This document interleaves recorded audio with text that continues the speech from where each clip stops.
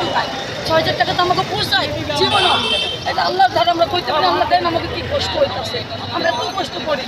এখন যদি আমাকে মুখের দিক যদি না চাইয়ে দেয় তো আমরা তেমন নামবো এই জায়গায় পদে, এই জন্য আমরা রাস্তায় নামছি এই কারণে।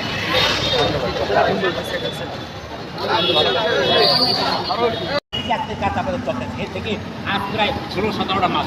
এরপর গত 2 মাস আগে আমরা আবার সামনে প্রেস ক্লাবের সামনে একটা মানববন্ধন করছিলাম।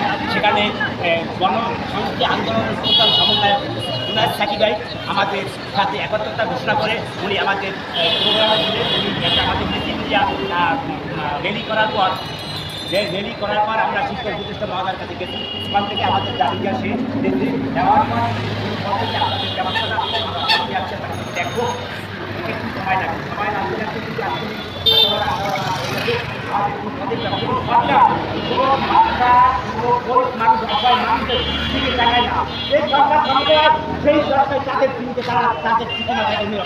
সাধারণ মানুষ রাস্তাঘাট শিক্ষা প্রতিষ্ঠান আমরা শ্রম দিচ্ছি।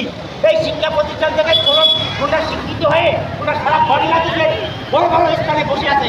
আর আমরা যে ওনাদেরকে বাড়ি খাওয়াচ্ছি, চা খাওয়াচ্ছি, ওদের ব্যাগ টানছি, ওরা ছেলে মেয়ে স্কুলে দিচ্ছি এবং ছাত্রছাত্রীকে আমরা সেবা দিয়ে যাচ্ছি।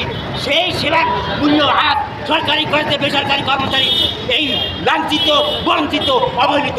1 মাসের মধ্যে যদি আমাদের এই দাবিকে মানা না হয় সারা বাংলাদেশের সরকারি কলেজগুলো আমরা অচল করে দেব।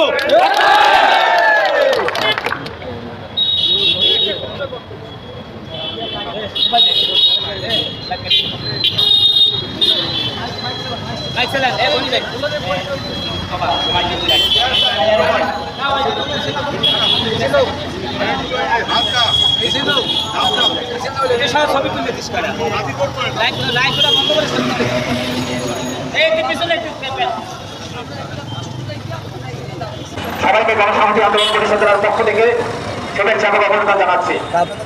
ধন্যবাদ। আমরা সবাই জানি এবং আপনারা জানেন যে সারা বাংলাদেশে যখন বাস করছে আমরা দেখছি এই কলেজে অনেক কর্মচারী আছেন যারা বেসরকারি, অনেক পরিবারের বিষয় হলো, অনেক সংখ্যার বিষয় হলো প্রতিষ্ঠান সরকারি এখানে কাজ করে এখানে যারা ছাত্রের সেবায় শিক্ষকের সেবায় অনেক রক্ষণাবেক্ষণ করে এই বিষয়ে পরিচালনা করে অপরাধের কর্মচারী আজকে বেসরকারি হিসেবে তাদেরকে বলা হচ্ছে।